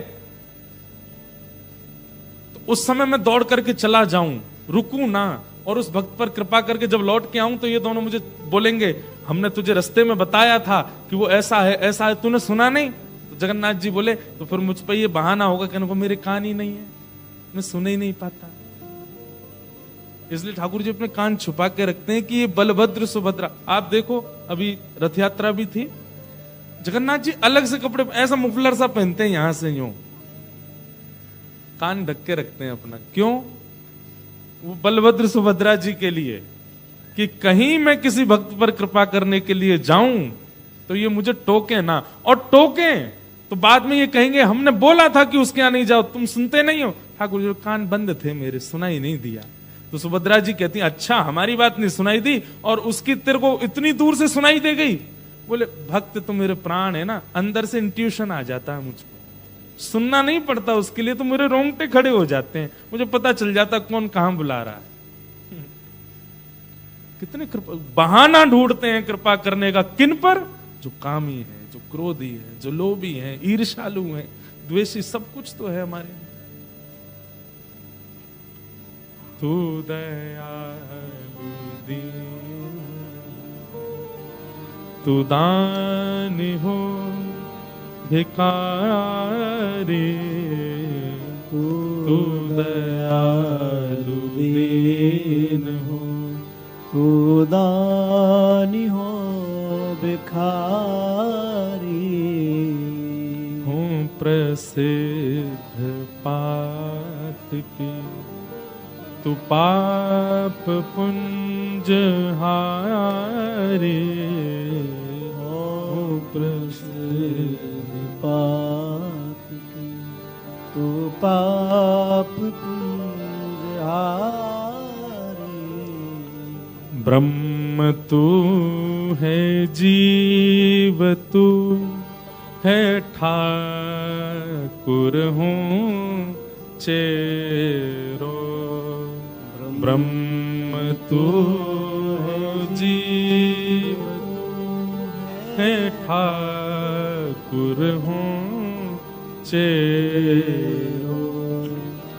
तात मात गुरु सखा, तात मात गुरु सखा, तात मात गुरु सखा, तात मात गुरु सखा। सब विधि तू मेरो, तू दयालु दीन हो, तू दानी हो भिखारी। संभवतः गोस्वामी तुलसीदास जी की है ये।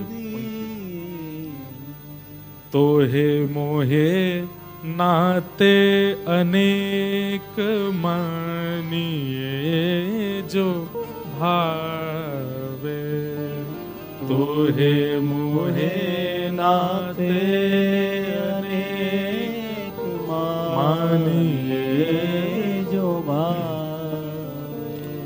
ज्यों त्यों तुलसी कृपाल, त्यों त्यों तुलसी कृपाल। ज्यों त्यों तुलसी कृपाल जो त्यों तुलसी कृपाल चरण शरण पावे तू दयालु दीन हो तू दानी हो भिखारी तू दयालु दीन कम से कम भैया जिनको भजते हैं, जिनके सामने जाते हैं, जिनको वंदन करते हैं, उनका एक आध गुण तो हम में आ जाए।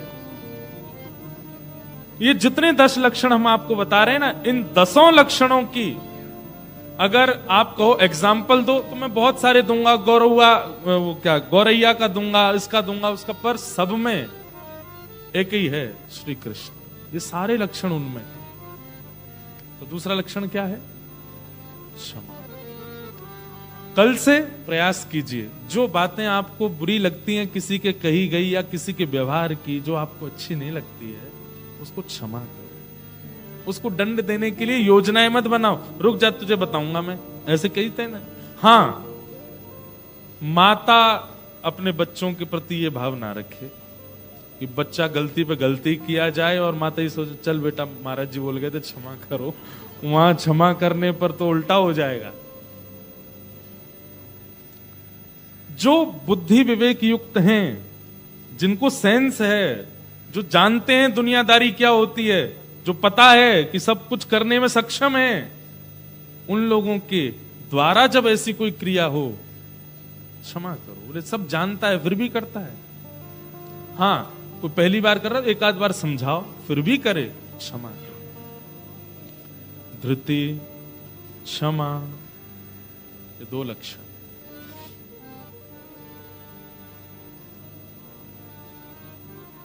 तीसरा लक्षण दम। ये दम वो वाला नहीं है। दम, यहां पर दम का अर्थ है इंद्रिय निग्रह। क्या है? बोल लो। इंद्रिय निग्रह। इंद्रिय निग्रह का मतलब क्या होता है?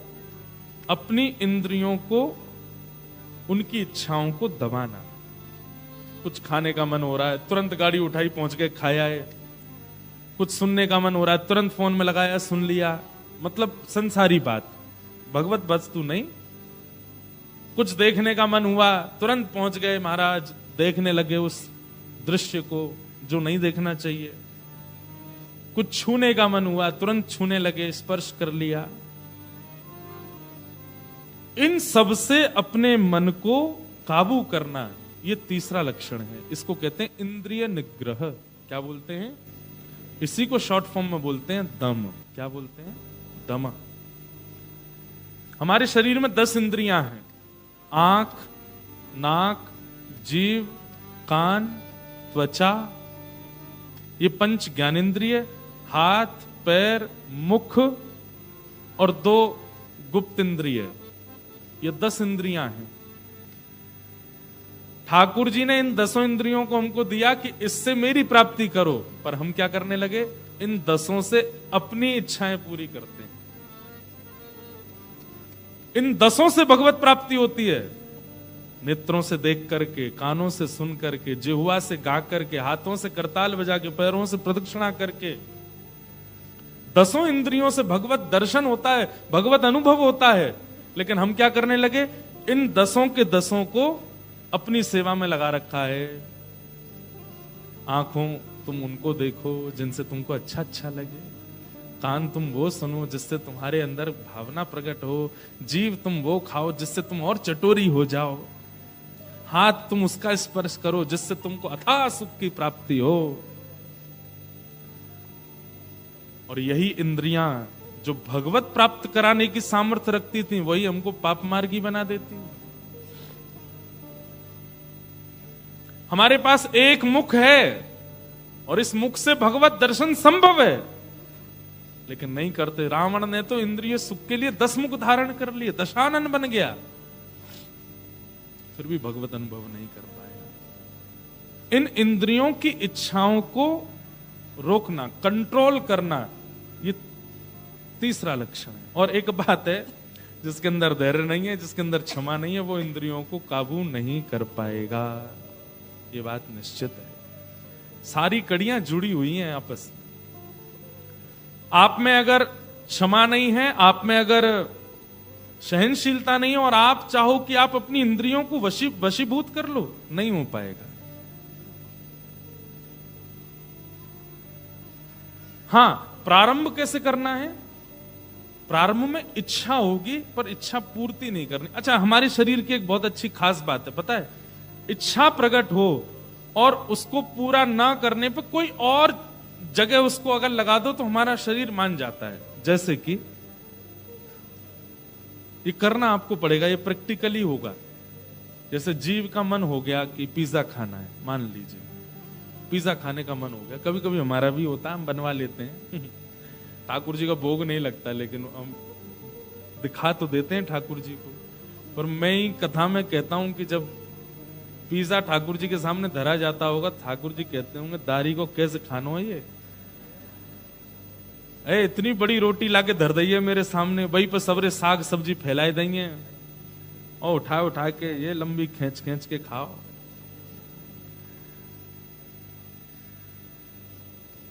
ठाकुर जी को वही भोग लगना चाहिए जो अनुकूल ठाकुर जी को लगे पाने में। कई लोग सबका भोग लगा देते हैं। घर में बनाइए ना, हमने ठाकुर जी को केक भी खिला देंगे, ठाकुर जी को पिज्जा भी खिलाएंगे, बर्गर भी खिलाएंगे। एक जगह कथा में 56 भोग हुआ, तो 56 भोग में पेप्सी और कोका कोला भी धरे थे। और मैंने उनसे बोला, मैंने ये काय को धरा? बोले महाराज जी 56 भोग। मैंने कि तुमको पीनी है इसलिए ठाकुर जी के आगे धर दी है। बहुत विचित्र लोग हैं संसार में। क्या बता रहा था मैं? हाँ, मान लीजिए आपकी कुछ पाने की इच्छा प्रकट हुई, आप क्या करो? उसी समय थोड़ा मन को संभालो, नहीं खाना, आज नहीं खाना, ठीक है, महीने में एक दिन। वैसे तो डाइट वाइट करने वाले लोग ये सब चीजें पालन कर लेते हैं, बहुत मन मार मार के रहते हैं, तभी जाकर के वो अपने शरीर को व्यवस्थित कर पाते हैं। ऐसे ही मन की व्यवस्था के लिए भी मन मारना बहुत जरूरी है। पिज्जा खाने का मन हो, बहुत जोर से इच्छा हो रही है खाने की, तभी माँ से पूछो क्या बना है घर में? बोले करेले की सब्जी बनी है, लाओ अभी ला के दो मुझको। कहाँ पिज्जा का आप तोड़ कर रहे हो? करेले से। सामने करेला धरा है, लगाई रोटी और आंख बंद करके खा गए। एक बार, दो बार, दो तीन बार में जब खाओगे तो पेट भरने लगेगा। अपने आप क्या होगा? आपकी इच्छा समाप्त हो जाएगी। क्या होता है बंधुओं, बहुत ध्यान से सुनिएगा। बच्चे कब बिगड़ते हैं? देखो, बच्चे कब बिगड़ते हैं? जब माता पिता उनकी जो इच्छा हो सब पूरी करने लग जाएं। बच्चा कहे मुझे पार्क में घूमना है, अच्छा इसको ले चलो पार्क में। बच्चा कहे मुझे चिप्स खानी है, तुरंत खिला दो। मुझे कार्टून देखना, तुरंत लगा दो। रोए चिड़चिड़ावे, आईपैड खोल के कार्टून लगा दो उसमें। ऐसे बच्चे बहुत जल्दी बिगड़ जाते हैं। लेकिन उन बच्चों की इच्छा पूरी ना करो, थोड़ा उनको रोने दो और थोड़ा अलग तरीके से उनको संभालने वाले जो माता पिता होते हैं ना, ऐसे उनके बच्चे बहुत कंट्रोल रहते हैं। आगे चल करके वो बच्चे ठीक हो जाते हैं। वो जिद नहीं करते, क्यों? उनको पता रहता है कि कितना भी कर लो मम्मी देने वाली तो है नहीं। ऐसे ही ये मन क्या है? दिल तो बच्चा है जी, ये बेटा है, बालक है। इसकी आप जितनी इच्छाएं पूरी करोगे ये उतना बिगड़ जाए। क्या करना है? इच्छा प्रकट करे, आप उस इच्छा को पूरी मत करो, मारो जबरदस्ती उसको विपरीत वस्तु दो। ये जो मांगे, ये पेप्सी मांगे, ठंडा पानी पिलाओ इसको, बोले पानी से ही काम चला तू। ये कॉफी मांगे, आप इसको दूध ही पिलाओ, बोले नहीं देनी कॉफी तुझे। अभी तो केवल जीव की बात हो रही है, क्योंकि मैं जीव की ही बता सकता हूं, बाकी इंद्रियों की यहां बता नहीं सकता, वो आपको खुद समझना है। सब इंद्रियों का तोड़, विपरीत वस्तु प्रदान करो, क्या होगा? इंडिकेशन पहुंचेगा आपके मन को, अरे भाई मैं इच्छा प्रकट करता हूं, ये पूरी नहीं करते। तो धीरे धीरे मन समझ जाएगा कि इच्छा प्रकट करने से कोई फायदा नहीं है, पूरा इसको करना नहीं है। और क्या होगा? मन एकाग्र हो जाएगा, धीरे धीरे मन आपके वश में। फिर वो जो ये मन बड़ा चंचल है, कैसे तेरा भजन करूं। ये मन बड़ा चंचल है, कैसे तेरा भजन करूं। जितना इसे समझाऊं, जितना इसे समझाऊं, उतना ही मचल जाए। जितना इसे समझाऊं, उतना ही मचल जाए।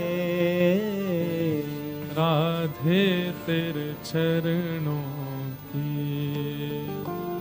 गर धूल जो मिल जाए।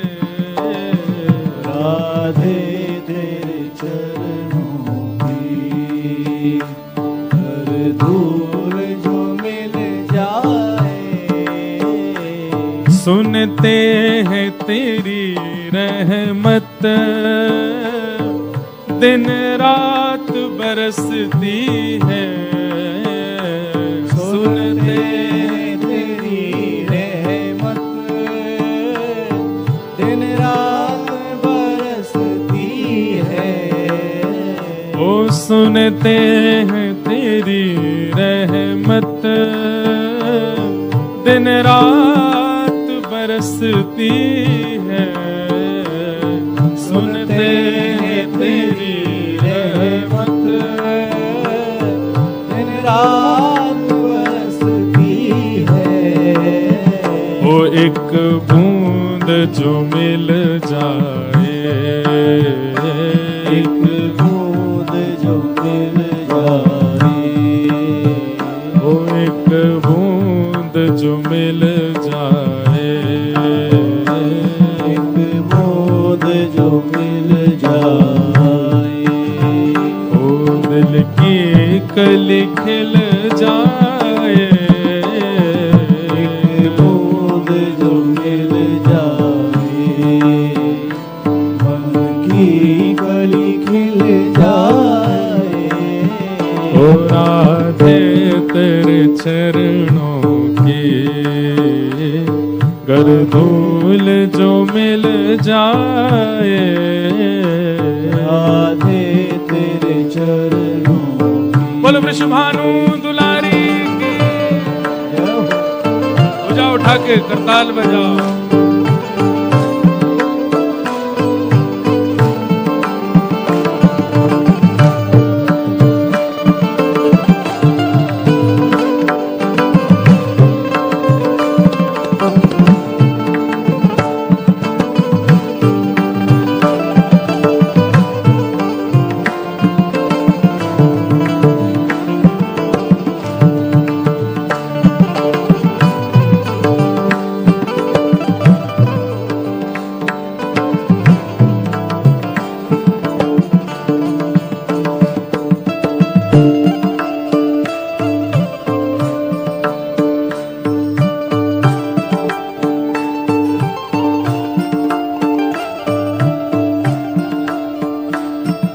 बहुत अच्छी बात है। नजरों से गिराना ना, चाहे जितनी सजा देना। नजरों से गिराना ना,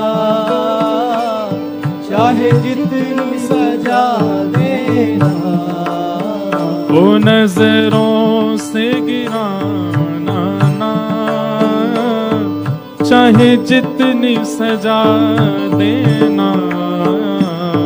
नजरों से गिराना ना, चाहे जितनी सजा देना। हे किशोरी जी, हमारी कितने भी अवगुण हैं, आप क्षमाशील तो हैं, आप क्षमा करती ही हैं, पर कभी हमारी कोई बहुत बड़ी गलती हो जाए तो आप कहीं हमको नजरों से गिरा मत देना, बिल्कुल हमको ओछा मत समझ लेना। क्यों? नजरों से जो गिर जाए नजरों से जो गिर जाए, वो नजरों से जो गिर जाए, नजरों से जो गिर जाए, वो मुश्किल ही संभल पाए, नजरों से जो गिर जाए, मुश्किल ही संभल पाए। ओ राधे तेरे चरणों की, राधे तेरे चरणों की, गर धूल जो मिल जाए, राधे तेरे चरणों की। और अंतिम बात, श्यामा इस जीवन की बस एक तमन्ना है, श्यामा इस जीवन की बस एक तमन्ना है। आपकी यहाँ जो बैठे हैं सबकी लगभग तमन्नाएं पूरी सी हो चुकी हैं। पहली तमन्ना थी विदेश आ जाए, आ गए। दूसरी तमन्ना थी PR हो जाए, वो भी हो गया। जिनके नहीं हुए वो उनके हो जाएंगे। तीसरी तमन्ना थी जॉब लग जाए, वो भी हो गई। ब्याह हो जाए, वो भी हो गया। बालक यहीं के सिटीजन हो जाएं, घर बन जाए, सब हो ही गया लगभग। अब थोड़ी बहुत तो देखो चलती रहती है खींचातानी। अगर नहीं है ना जीवन में तो आप जी नहीं रहे हो। ये थोड़ी बहुत इधर उधर होती रहे ना, गुत्थम गुत्था, तो समझो ठीक चल रहा है सब। लेकिन अब एक ही तमन्ना आप सबकी और सब पूरे जीवात्मा की एक ही इच्छा होनी चाहिए, तुम सामने हो मेरे, तुम सामने हो मेरे, ओ तुम सामने हो मेरे, सामने हो मेरे, ओ मेरा दम ही निकल जाए, तुम सामने हो मेरे, मेरा दम ही निकल जाए। राधे तेरे चरणों की, साधे तेरे चरणों की, होकर धूल जो मिल जाए, राधे तेरे चरणों की, यदि धूल जो मिल जाए, ओ राधे मेरे चरणों के, कर धूल जो मिल जाए, राधे तेरे चरणों की, यदि धूल जो मिल जाए, ओ राधे तेरे चरणों के, राधे तेरे चरणों की। एक भाव हमारे ब्रज में गाते हैं, याद आया अभी इसी भाव में। भोर होत महलन में थारे, सेवा के निस जाऊं, भोर होत महलन में थारे, सेवा के निस जाऊं। हमारे ब्रज में किशोरी जी से प्रार्थना करते हैं, हे श्यामाजू आप हमें अपनी सेवा में ले लो। और कैसी सेवा? भोर होत महलन में थारे, सेवा के नित जाऊं, भोर होत महलन में थारे, सेवा की ओ मंगला के नित दर्शन पाऊं, जीवन सफल बनाऊं, मंगला के नित दर्शन पाए, जीवन और सफल बनाए। हे किशोरी मोहे सेवा में लीजो, लाडली सेवा में लीजो, जग जंजाल छुड़ाए बस वृंदावन को दीजो किशोरी मोहे सेवा में लीजो लाडली सेवा में लीजो जग जंजाल छुड़ाए बस वृंदावन को दीजो हे किशोरी मोहे अपनो कर लीजो लाडली अपनो कर लीजो जग जंजाल छुड़ाए बास वृंदावन को दीजो किशोरी मोहे अपनो कर लीजो लाडली अपनो कर लीजो जग जंजाल छुड़ाए बास वृंदावन को दीजो और पड़ी रहूं मैं द्वार तिहारे रसिकन दर्शन पाऊं पड़ी रहूं मैं द्वार तिहारे रसिकन दर्शन पड़ी रहूं मैं द्वार तिहारे रसिकन दर्शन पाऊं पड़ी रहूं मैं द्वार तिहारे रसिकन दर्शन और ओ रसिकन हाँ भगतन की पग धूल मिले तो अपने शीश चढ़ाऊं भगतन की पग धूल मिले तो अपने शीश चढ़ा किशोरी मोहे द्वारे रख लीजो लाडली द्वारे रख लीजो जग जंजाल छुड़ाए बस बरसाने को दीजो किशोरी मोहे द्वारे रख लीजो लाडली द्वारे रख लीजो जग जंजाल छुड़ाए बास वृंदावन भाव से किशोरी मोहे सेवा में लीजो लाडली सेवा में लीजो जग जंजाल छुड़ाए बस वृंदावन को दीजो किशोरी इतना को दीजो लाडली सेवा में लीजो जग जंजाल छुड़ाए बास वृंदावन को दीजो हे किशोरी मेरी विनय मान लीजो लाडली विनय मान लीजो जग जंजाल छुड़ाए बस वृंदावन को दीजो किशोरी मेरी विनय मान लीजो लाडली विनय मान लीजो